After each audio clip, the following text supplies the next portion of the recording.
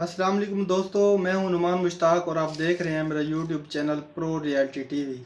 दोस्तों, आज की इस वीडियो में हम मुसलमानों के अकीदे के मुताबिक अल्लाह ताला के तसव्वुर को समझने की कोशिश करेंगे।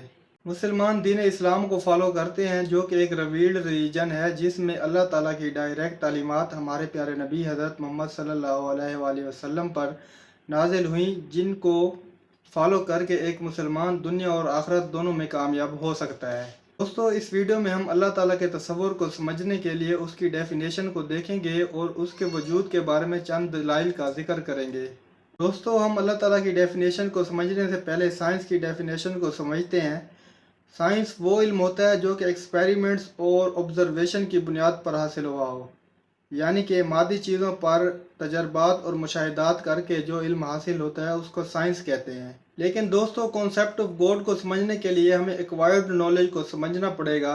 ये वो तालीमात हैं जो कि अल्लाह ताला ने अपने पैगंबरों और किताब के ज़रिए लोगों तक पहुंचाई होती हैं, जिनको अमल करके वो दुनिया और आखिरत में कामयाब हो सकते हैं। रीड नॉलेज के मुताबिक सूरह इखलास अल्लाह ताला की एक सिंपल सी 2 लाइनों की डेफिनेशन है, जिसका तर्जमा ये है कि अल्लाह एक है, अल्लाहुस्समद, वो बेनियाज है, लम यलिद वलम यूलद, उसकी ना कोई औलाद है और ना ही वो किसी की औलाद है, वलम यकुल्लाहु कुफुवन अहद, उसका कोई शरीक या हमसर नहीं है। तो दोस्तों, अल्लाह ताला की ये डेफिनेशन है कि अल्लाह ताला एक है, वो वाहिद है, उसका कोई शरीक नहीं है, अल्लाह ताला की कोई औलाद नहीं और ना ही अल्लाह ताला किसी की औलाद है। दोस्तों, मान लिया कि अल्लाह ताला एक है, उसका कोई शरीक नहीं। अब उसकी मौजूदगी के लिए कोई तो दलील होनी चाहिए ना, क्योंकि अकल तो बगैर दलील के बात मानता ही नहीं है।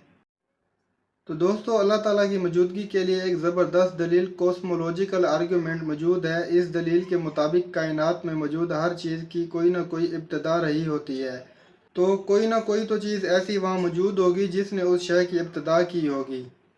मिसाल के तौर पर एक कुर्सी है, उस कुर्सी की इब्तदा जब भी हुई होगी वहाँ कोई शख्स ऐसा मौजूद होगा जिसने उस कुर्सी की शुरुआत की होगी और चीज़ों को जमा करके उसने कुर्सी बना डाली होगी। तो इतनी बड़ी कायनात जिसकी इब्तदा साइंस के मुताबिक बिग बैंग थ्योरी से हुई, उसको क्या किसी ने नहीं बनाया होगा?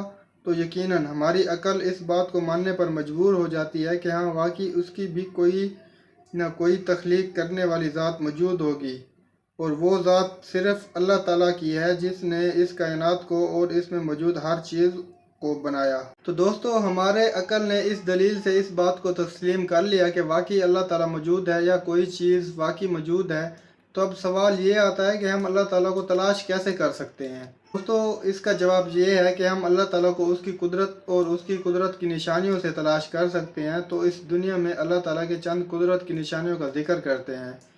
साइंसदानों का कहना है कि इस वक्त इस दुनिया में 20 लाख स्पीशीज़ दरियाफ्त हो चुकी हुई हैं, जिनमें हैवानात और नबातात शामिल हैं, जिनमें इंसान एक स्पीशी है, बिल्ली एक स्पीशी है, कुत्ता एक स्पीशी है, इसी के साथ साथ चूहा, कीड़े मकोड़े, हशरात भी एक एक स्पीशीज़ हैं।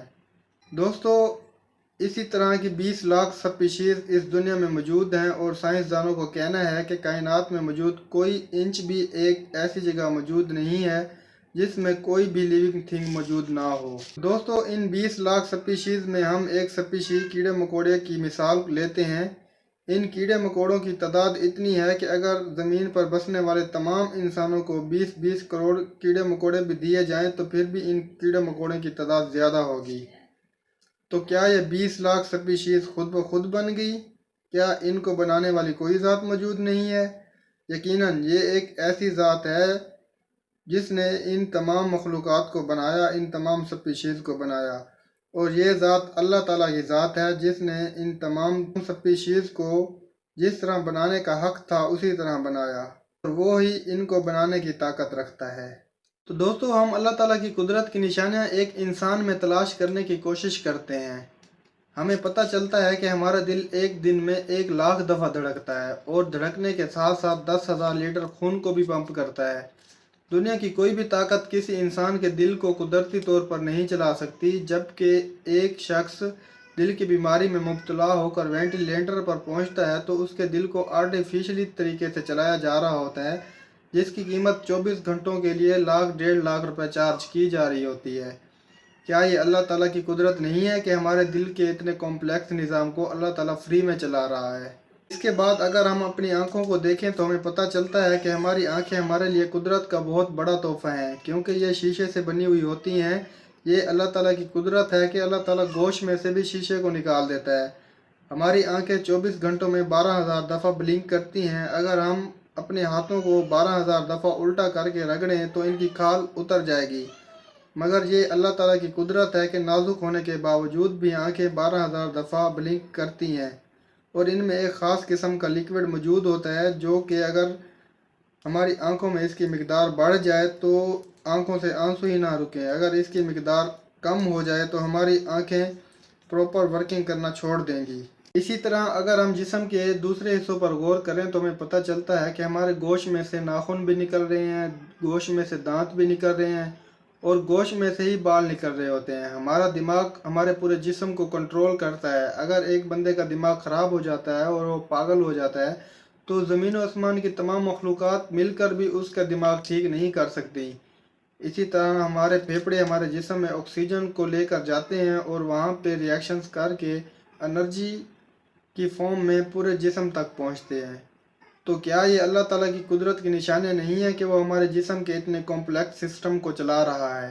इसके अलावा अगर हम परिंदों को देखते हैं तो हमें पता चलता है कि परिंदों को उड़ना किसने सिखाया होगा। हमारे हवाई जहाज़ों को लैंडिंग के लिए तो एक प्रॉपर रनवे की ज़रूरत होती है, जबकि परिंदे अपनी मर्ज़ी से जहाँ चाहें लैंड कर सकते हैं। तो कोई ज़ात ऐसी मौजूद होगी जिसने इस परिंदों को उड़ना सिखाया और प्रॉपर तरीके से लैंडिंग करना सिखाया। ये सब अल्लाह ताला की कुदरत की निशानियाँ हैं और अल्लाह ताला अपनी कुदरत की निशानियों से ज़ाहिर है, जबकि अल्लाह ताला ने अपने वजूद को पोशीदा रखा हुआ है, क्योंकि वो अपनी मखलूक़ात का इम्तिहान लेना चाहता है और उनको आज़माना चाहता है। यही वो इंसानों की आजमाइश है जिसमें वो पूरा उतर कर अल्लाह पाक से अपना इनाम पा सकते हैं।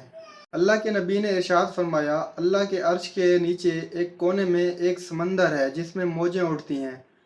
उसमें एक मौज 7 ज़मीन और 7 आसमानों के बराबर होती है। तो अल्लाह ताला की ज़ात बयान से बाहर है, हम अल्लाह ताला की ज़ात को बयान नहीं कर सकते।